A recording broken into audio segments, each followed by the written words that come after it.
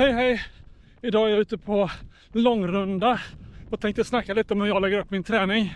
Jag är ingen expert på det här med träningsupplägg, så jag tycker inte man ska kopiera hur jag gör rakt av. Men man kan ju låta sig inspireras lite. Jag delar gärna med mig av hur jag gör, men jag säger inte att det är rätt eller att det är det enda sättet. Men med det sagt, häng med så ska jag berätta hur jag gör.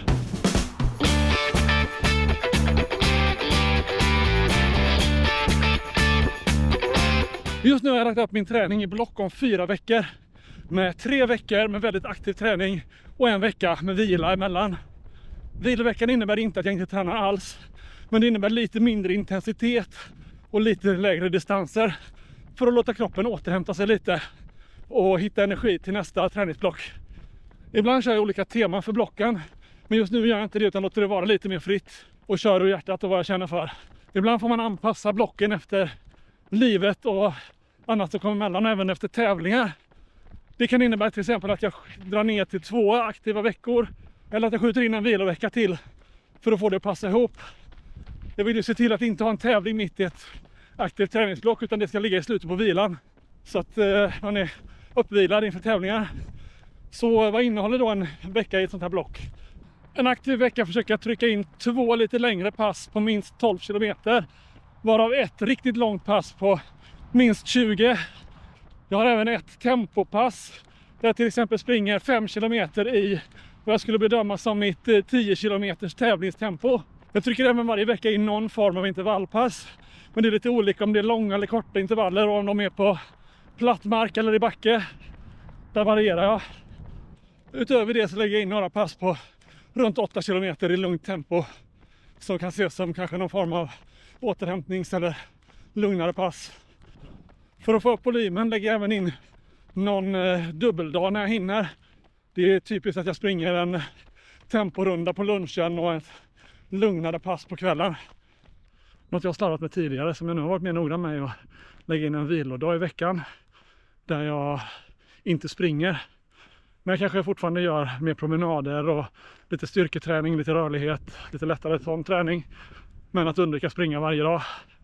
För att låta kroppen återhämta sig och bygga igen sig lite. På det här sättet blir en träningsvecka någonstans mellan 6 och 8 mil. Och viloveckorna har lite samma upplägg. Mindre intensitet och mindre distanser. Och kanske någon mer vilodag. Men de brukar landa någonstans kanske runt 3-4 mil istället. Och då är tanken att jag ska vara fräsch och pigg för att komma igång med 3 nya träningsveckor.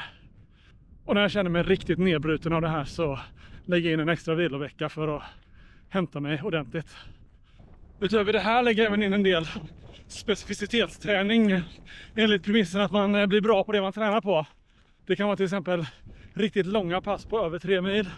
Där jag tränar på att springa långt, tränar på det mentala under långlöpning, tränar på näringsintag och annat.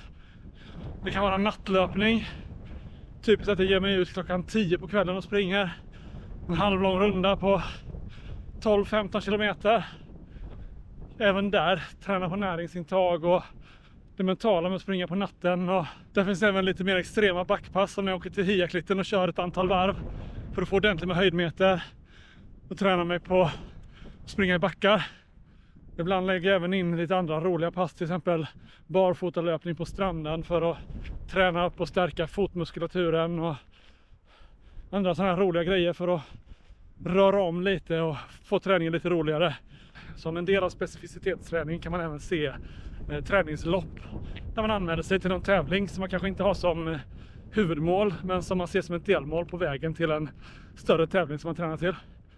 Det är också ett bra sätt att få träna in lite tävlingsrutin, men även kanske hitta ett lopp som innehåller mycket av det som man känner sig svag på och det som man behöver träna extra på. För det är ju det med specificitetsträningen, att där ser jag till att lägga in det som dels det som loppen jag tränar till innehåller, men även det som jag vet att jag är svag på som jag behöver träna mer på. Jag har haft problem med nattlöpning, jag har haft problem med backar. Långlöpning har jag inte så stort problem med, men det är något man ändå behöver träna på då och då för att till att upprätthålla.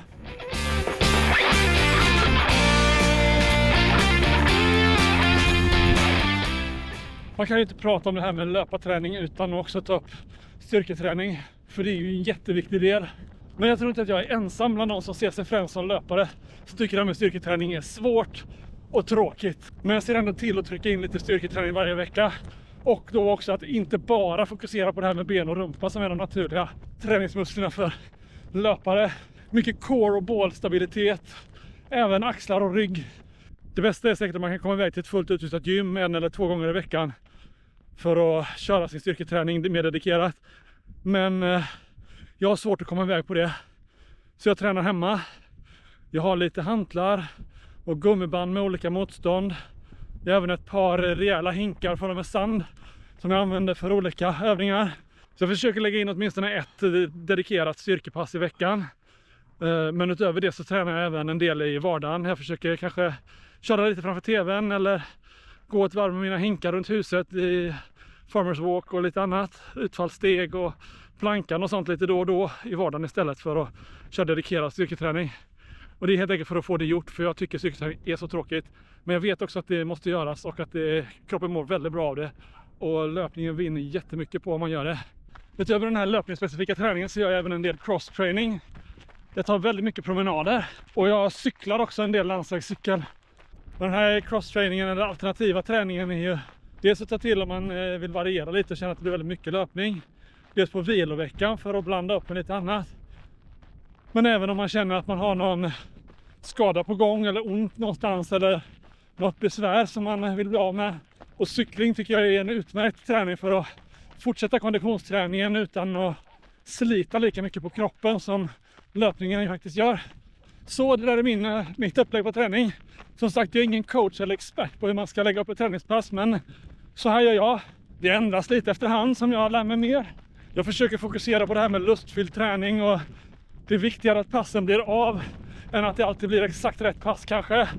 Med det sagt så tycker jag ändå det kan vara viktigt att ibland planera upp och ha en liten tanke bakom hur man tränar. Men jag har ingen stenhård upplägg och träning över hela året så heller. Utan det går lite i perioder och omgångar. Det är också viktigt att anpassa det här lite efter sitt liv runt omkring. Har man mycket hemma eller mycket på jobbet kanske man inte ska se till att ha en tuff vecka i löparspåret också. Utan då kanske man ska unna sig en vilovecka mitt i alltihopa och bara varva ner lite och låta det vara okej. Mitt träningsupplägg är väldigt inspirerat av olika böcker jag har läst och andra YouTube-kanaler som jag tittar på. Det finns jättemycket bra källor där ute. Så sök på YouTube. Jag lägger även lite länkar i avsnittsbeskrivningen till några böcker och några YouTube-kanaler. Så jag tycker det är bra. Hur ska man då hinna med allt detta? Med jobb och familj också. Det är ett ämne för en annan film. Så gilla och prenumerera för att inte missa den. Nu ska jag springa hem. Så ses vi i nästa. Hej då!